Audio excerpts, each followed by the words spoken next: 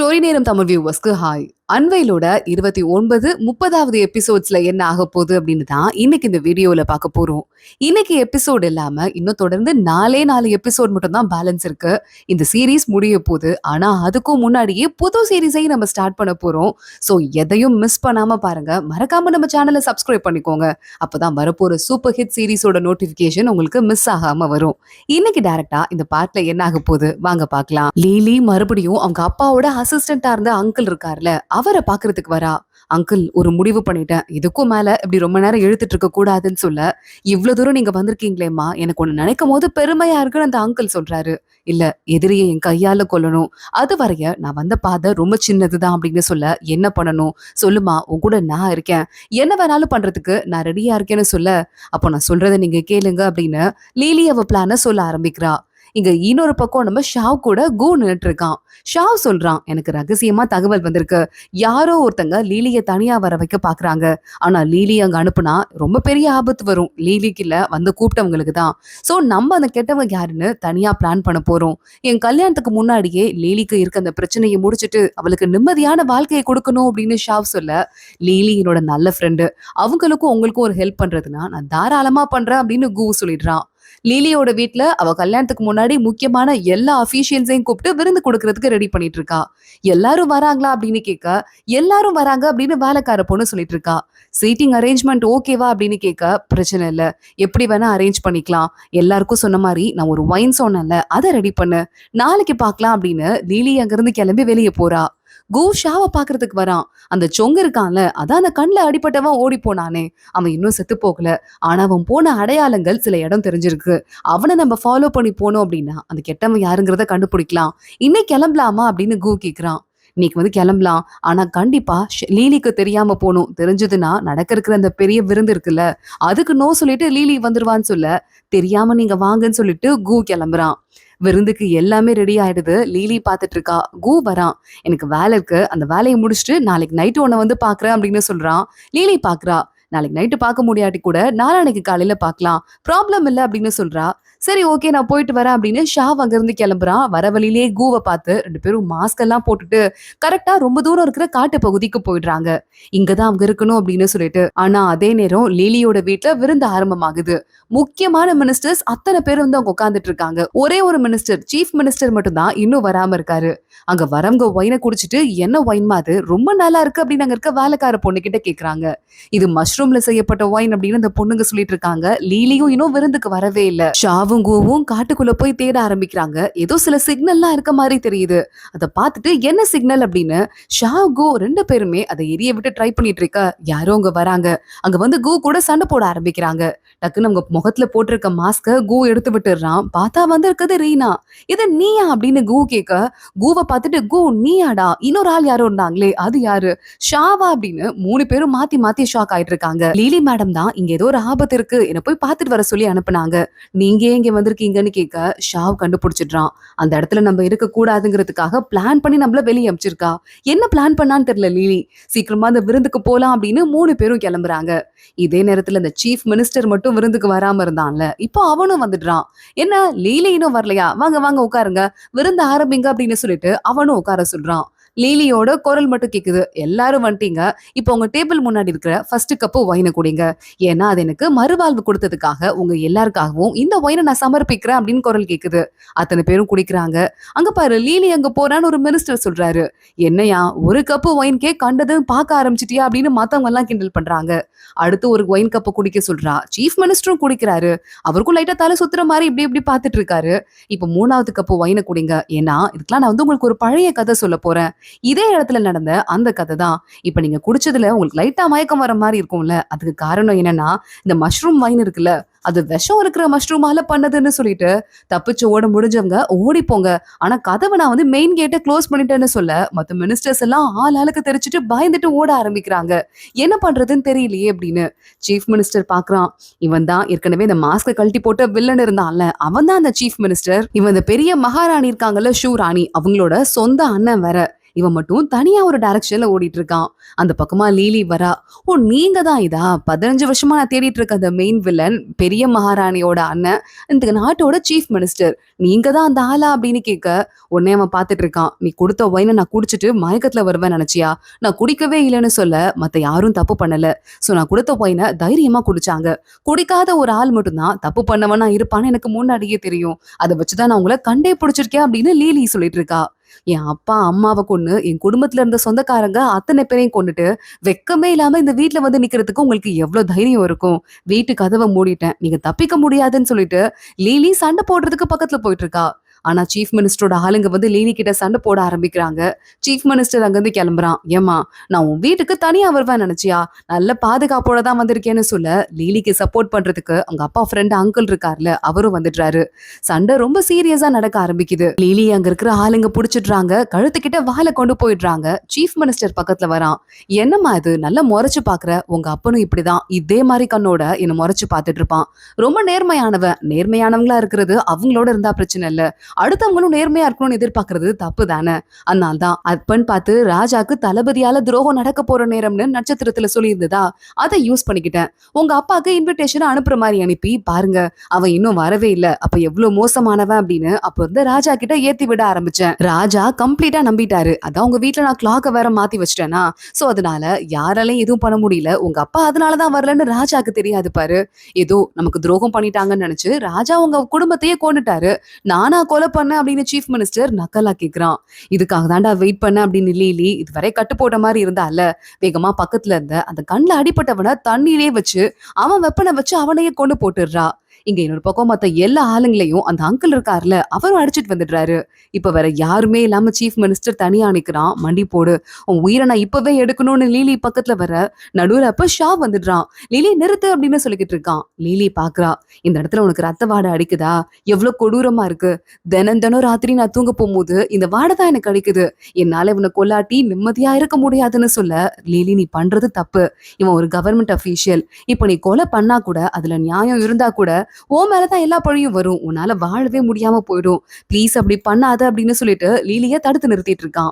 அப்போ நான் கொல்றேன், lily madam மேல பழி வராது, அந்த அங்கிள் போய் கொல்ல போறாரு. ஷாவ் அவரையும் கொல்ல விட மாட்டான். எப்படினாலும் லீலி தான் மாட்டுவா, நீங்க சும்மா இருங்க அப்படின்னு.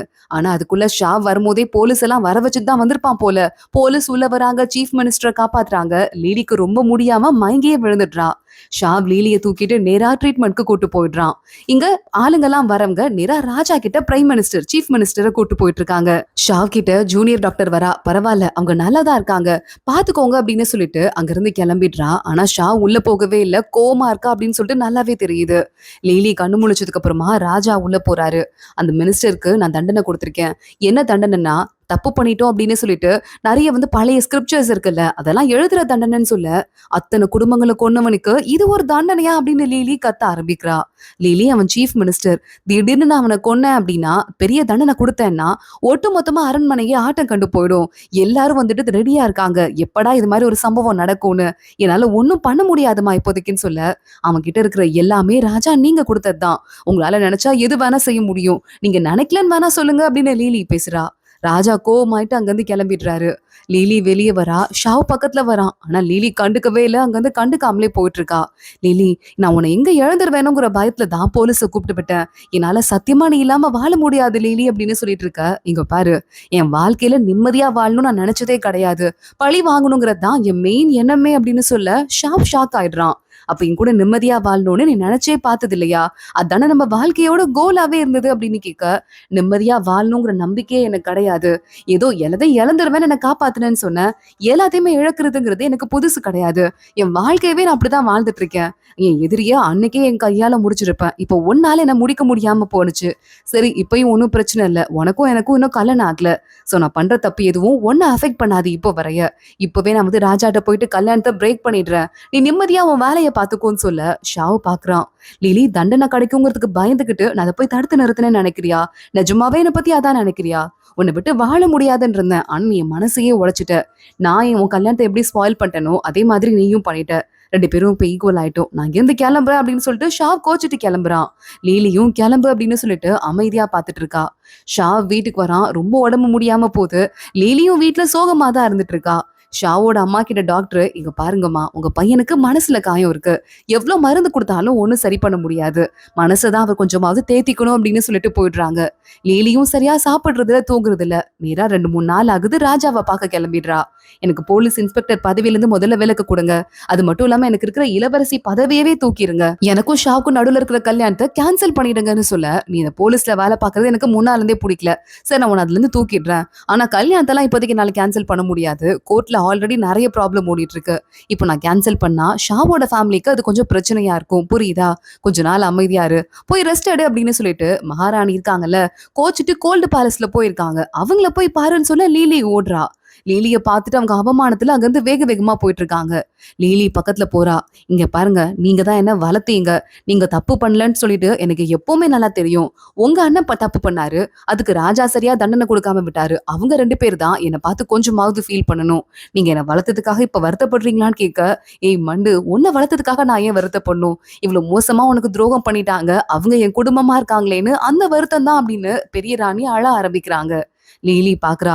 இப்ப எனக்கு உங்களை விட்டா வேற யாருமே கிடையாது. அதே மாதிரி உங்களுக்கும் என்ன விட்டா வேற யாரும் கிடையாது.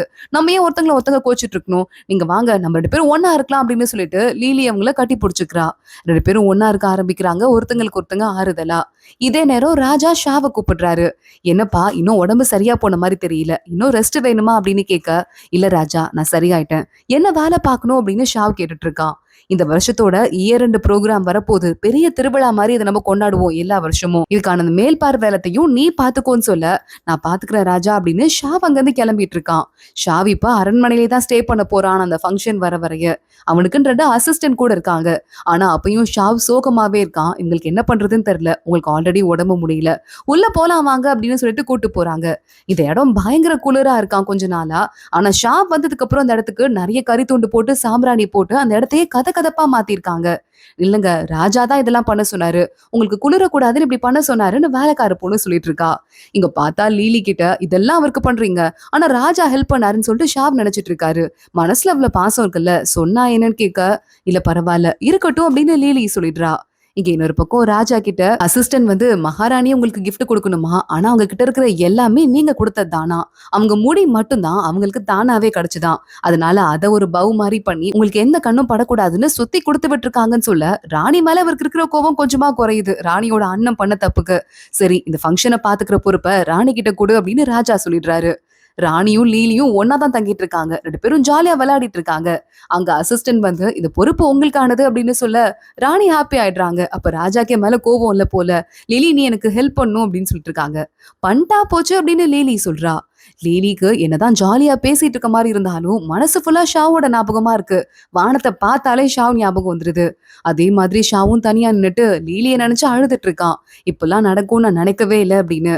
அடுத்த நாள் நம்ம ஷாவ் நேரா கிளம்பி ராஜா கிட்ட, ராஜா, தேதி குறிச்சிட்டேன், நேரமும் குறிச்சிட்டேன் ஃபங்க்ஷனுக்கு, இதை பாருங்கன்னு சொல்ல போக அங்க ஆல்ரெடி மகாராணி நிக்கிறா. அதே மாதிரி லீலியும் பக்கத்துல தான் நின்னுட்டு இருக்கா. மகாராணி பாக்குறாங்க. ஒரு அசிஸ்டன்ட் முன்னாடி வரான். அந்த பேஜ்ல சைன் போடலாம் டேட்டுக்கு அப்படின்னு போனா அவன் ஒரு மாதிரி கஷ்டப்பட்டுட்டே நின்னுட்டு இருக்கான். திடீர்னு வாயிலிருந்து ரத்தமா துப்பிட்டு பக்கத்துல இருக்கிற விளக்கு மேல விழுந்து அவன் உடம்பே பாதி எரிய ஆரம்பிக்குது. லீலி முன்னாடியே பாத்துட்டு இருந்தவ நெருப்பு அணைச்சு காப்பாத்துறா. ராஜா பாக்குறாரு. ஃபங்க்ஷன் பண்ணும் நினைக்கும் போது எவ்வளவு மோசமான சம்பவம்லாம் நடக்குது. இனிமே இந்த மாதிரி நடக்க கூடாது, பாத்துக்கோங்க அப்படின்னு சொல்லிட்டு அங்க இருந்து கிளம்பி போயிடுறாரு. மத்தவங்க எல்லாம் கிளம்பி போயிடுறாங்க. லீலி ஷாவ் நிக்கிறாங்க. இந்த கேஸ் நீங்க கொஞ்சம் ஹெல்ப் பண்ணுங்க அப்படின்னு சொல்லிட்டு ஷாவ் சொல்றான். லீலி, நான் பாக்குறேன் அப்படின்னு. கரெக்டா ரீனா வரா. ரீனா, பாடியை செக் பண்ணு, நான் அந்த டிபார்ட்மெண்ட்ல இல்லைன்னு சொல்ல ரீனா செக் பண்ணி பாக்குறா.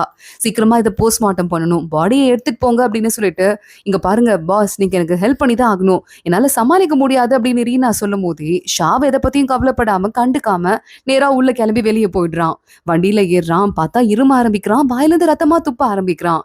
பக்கத்துல இருக்க அசிஸ்டன்ட் மாத்திரையை கொடுத்துட்டு, நல்ல வேலை கு இருக்கார்ல, அவர் நல்ல டேப்லெட் நிறைய கொடுத்தாரு, அவர் மட்டும் இல்லைன்னா உங்களுக்கு இந்த அளவுக்கு உடம்பு சரியாவே போயிருக்காது, மறுபடியும் கு கிட்ட போயிட்டு டேப்லெட் கேட்கணும் போல அப்படின்னு சொல்லிக்கிட்டு இருக்கான். இது கு கொடுத்ததா, இது காஸ்ட்லி டேப்லெட் ஆச்சு அப்படின்னு ஷாவ் மனசுக்குள்ள யோசிக்க ஆரம்பிக்கிறான். அந்த பாடியை போஸ்ட்மார்ட்டம் பண்ணதுல உள்ள குட்டி குட்டி ஆணியா ஏதோ எடுத்திருக்காங்க. ஆணி எப்படி உள்ள போயிருக்கும், யார் இந்த மாதிரி கொடுத்திருப்பா, அதுவும் இவரு பெரிய டிபார்ட்மெண்ட்ல வேலை பாக்குற ஒரு ஆளாச்சு அப்படின்னு லீலிக்கு டவுட்டா இருக்கு. அவர் சாப்பிட்ட மாத்திரையெல்லாம் எடுத்துட்டு அதை பத்தி விசாரிக்கிறதுக்கு ரீனா டாக்டர்கிட்ட போறா.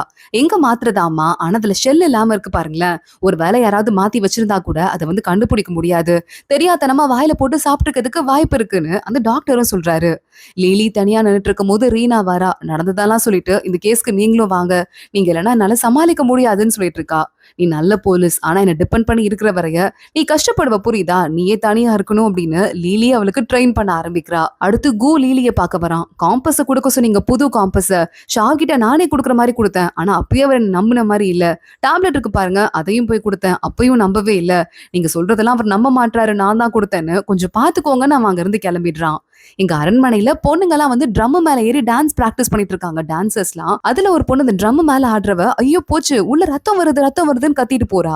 பார்த்தா அந்த ட்ரம்மை ஓபன் பண்ணி பார்த்தா உள்ள இன்னொரு டான்சர் பொண்ணு இறந்து போய் கிடக்குறா. லீலி போயிட்டு, என்ன அநியாயமா இருக்கு, இது பொண்ணை பத்தி விசாரிங்க அப்படின்னு சொல்ல, அந்த பொண்ணு ஒரு பெரிய டான்சரா.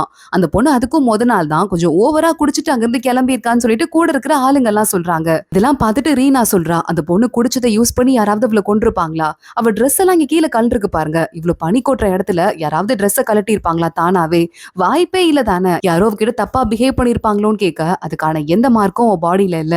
அது மட்டும் இல்லாம அந்த பொண்ணு ஓவரா குடிச்சிருக்கா, குடிச்சவங்களுக்கு சில நேரம் பாடி ஹீட்டா இருக்க மாதிரி தோணும், என்னதான் குளிர் இருந்தாலும். அதனால அவங்களாவே இந்த துணியை கழட்டி போட்டிருக்கிறதுக்கு வாய்ப்பு இருக்கு. யாரோ ஒருத்தங்க இந்த பொண்ணை ஓவரா குடிக்க வச்சு அவ குடியில கொஞ்சம் பாய்சனையும் கலந்து அவளையே வந்துட்டு ட்ரெஸ் எல்லாம் ரிமூவ் பண்ண வச்சிருக்காங்க. அப்புறம் அவளை தூக்கி கொலை பண்ணி இந்த ட்ரம்முக்குள்ள போட்டு ட்ரம்மை க்ளோஸ் பண்ணிட்டு கிளம்பி போயிருக்காங்க. ஏற்கனவே ராஜா முன்னாடி இந்த அசிஸ்டன்ட் இறந்து போனவனையும் எங்க வேணா கொண்டு வந்திருக்கலாம், ஆனா ராஜா முன்னாடி சாகணும்னு செஞ்சாங்க. அதே மாதிரி இந்த விருந்துல டான்ஸ் ஆட போற பொண்ணையும் இப்படி பண்ணிருக்காங்க. விருந்த ஸ்பாயில் பண்ணோன்னே யாரோ பண்ற மாதிரி இருக்குன்னு சொல்லிட்டு லீலி அங்க இருந்து போறா. ராஜா ராணிய பாக்க வராரு. எங்க லீலின்னு கேட்க, அவன் கூட விளையாடிட்டு இருந்தா, அவ ட்ரெஸ்லாம் நனைஞ்சு போச்சு, உங்க முன்னாடி இன்டீசென்ட்டா இருக்குமேன்னு சொல்லிட்டு நீங்க வரீங்கன்னு தெரிஞ்சு கிளம்பி ஓடி போயிட்டான்னு சொல்ல, லீலிய நினைச்சு எனக்கும் கவலையாதான் இருக்குன்னு ராஜா சொல்றாரு. ஷாவ் ராஜாவை பாக்கிறதுக்கு வரான். ராஜா பார்த்துட்டு, என்னப்பா முகத்துல ஒரு உயிரே இல்ல, ரொம்ப டல் ஆயிட்ட, என்ன ஆச்சு அப்படின்னு கேள்வி கேட்கிறாரு. ராணி சமாளிக்கிறாங்க, அவர் பிஸியா இருக்காரு, இப்பதான் உடம்பு சரியா இருக்கு, அவரை போட்டு டிஸ்டர்ப் பண்ணாதீங்க அப்படின்னு சொல்லிடுறாங்க. ஷாவ் அங்க இருந்து கிளம்பி வெளியே போறான். லீலி பாத்துட்டு இருக்கா. லீலி நான் சில கேள்விகள்லாம் கேட்கணும் அப்படின்னு ஷாவ் சொல்லிட்டு இருக்கான். லீலி பாக்குறா. ராஜா இன்னும் கொஞ்ச நாள் டைம் கேட்டிருக்காரு, அதுக்கப்புறமா நான் அவர்கிட்ட போயிட்டு இந்த கல்யாணத்தை கேன்சல் பண்ணிடுறேன், கவலைப்படாத, என்னால உனக்கு டிஸ்டர்பன்ஸ் இருக்காதுன்னு சொல்லிட்டு அங்க இருந்து போயிடுறா. ஷாவ் இன்னும் அப்செட் ஆயிடுறான். அந்த பழைய வீட்டுக்கு போயிட்டு நம்ம லீலியோட மாஸ்டரை நினைச்சு பேச ஆரம்பிக்கிறான். லீலிய கல்யாணம் பண்ணிக்கிற அன்னைக்கு உங்க கூட சேர்ந்து அந்த ஒயினை குடிக்கணும் அப்படின்னு நான் நினைச்சேன், ஆனா அதெல்லாம் முடியாம போயிடுச்சு, நான் என்ன பண்றதுன்னு தெரியல, எனக்கு ஒரு வழி சொல்லுங்கன்ட்டு கையில பூவா தலையா போட்டு பாக்குறான் காசை வச்சு. அது பார்த்தா கிரவுண்டுக்குள்ள போய் விழுந்துருது. நான் அந்த அளவுக்கு வர்த்து இல்லைன்னு நீங்களும் முடிவு பண்ணிட்டீங்களா மாஸ்டர், ஏன் இப்படி பண்ணீங்க அப்படின்னு கேட்டுட்டு அந்த ஒயின் பாட்டில கூட அவனால ஓபன் பண்ண முடியல, புலம்பிட்டே வெளியே வரான். பார்த்தா நிறைய பப்ளிக்க போலீஸ் எல்லாம் ஓடி போய் பிடிச்சிட்டு இருக்காங்க. ஷாவ் பாக்குறான், என்ன நடக்குது இங்க அப்படின்னு கேட்டுட்டு இருக்கான். இங்க பாருங்க, வீனஸ் நட்சத்திரம் இருக்குல்ல, அதை ஒரு தேவதையா பார்த்து அது தனியா கீழே இறங்கி வரணும்னு இவங்க பூஜை பண்றாங்க. ஷூ மகாராணி பிறந்த அன்னைக்கு வீனஸ் நட்சத்திரம் இறங்கி வந்துதான், அதே மாதிரி இந்த குழந்தைங்களுக்கும் ஆசீர்வாதம் பண்ணணும்னு ஏதோ கல்ட்டு மாதிரி கும்பிட்டு இருக்காங்கன்னு சொல்ல, ஷூ மகாராணி பிறந்த அன்னைக்கு நட்சத்திரம் வந்துதா, என்ன கண்டபடி ஏதாவது பேசிட்டு இருக்காங்க அப்படின்னு ஷாவ் கடுப்பாயிட்டு இருக்கான். இதெல்லாம் யார் பரப்புறது, ஏதோ ஒண்ணு நடக்குதுன்னு ஷாவ் டென்ஷன் ஆயிட்டு இருக்கிறதோட தான் இந்த எபிசோட் முடியுது. அடுத்தடுத்து என்ன ஆக போகுது தொடர்ந்து பார்க்கலாம். இந்த வீடியோவை லைக் பண்ணிக்கோங்க, மறக்காம நம்ம சேனலுக்கு சப்ஸ்கிரைப் பண்ணிட்டு பெல் ஐக்கனையும் கிளிக் பண்ணிக்கோங்க. அடுத்த வீடியோல பார்க்கலாம். அது வரைய பாய்.